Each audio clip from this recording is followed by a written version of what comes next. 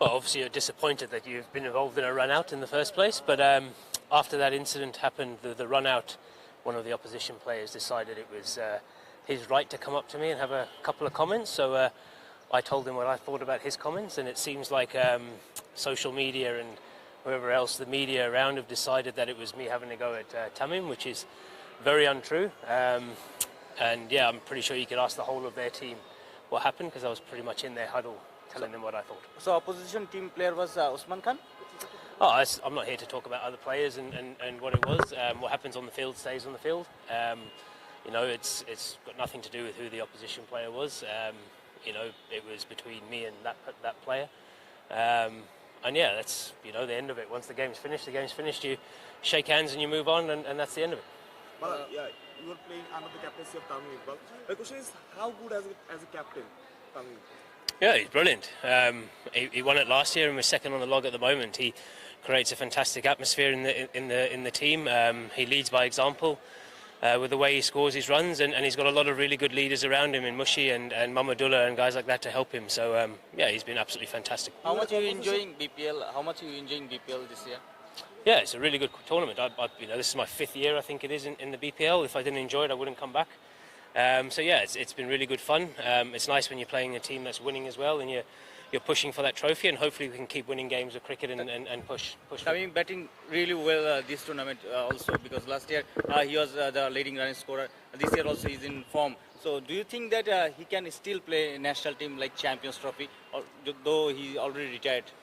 Yeah, you know, I think that's without being disrespectful, I think it's a silly question, because he's retired, and he's retired twice now. But so what do you think? Oh, I spoke to him before he retired, and I said I think he should still do it. You're a long time retired, and when you're 50 and you're sitting watching cricket, you might want to, you know, wish that you played another couple of games. But you know, he's made that decision, and he's comfortable with it, and I think he should be respected to make that decision. It's his career. He's given a hell of a lot to Bangladesh cricket. He's won a lot of games for Bangladesh cricket, and I think he's earned the right in his career to decide if he wants to play for Bangladesh again or not. And he's made that decision, and I think that should be the end of it for him. And everyone should respect him and let him play his domestic cricket and enjoy time with his family. Malan, you had a conversation with Khalid Ahmed. What was that? Oh, I spoke to him after the game. You know, obviously he had the sad news of losing his mum, and I hadn't seen him before the game or after the game, and you know, I just told him how sorry we are for him, and if his family's okay and if everyone's okay, and you know, it's a terrible situation for anyone to go through.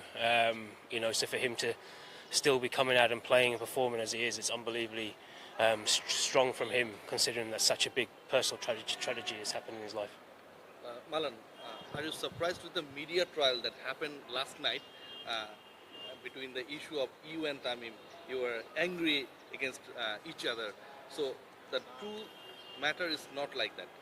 The media, they publish the news totally untrue, right? Totally untrue. Me and Tamim didn't say one word to each other. I held my hand up and said sorry. Tamim turned around and walked away. That was the incident. And then I had a go at one of the other players who'd had a go at me. And then the next thing I know, I'm standing in front of you guys doing a press conference. But me and Tamim have never had an issue and never said a word in anger to each other.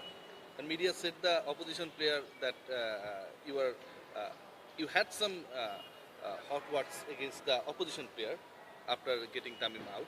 But media made it like that you were telling something Tamim regarding that issue. The media likes to make a story, and I guess whenever Tamim is involved, it always gets more headlines, and people like to throw him under the bus. But no, me and Tamim have never had an argument in our life. Do you think that the name is Tamim Iqbal, and that's why media is too much interested to make this fabricated news?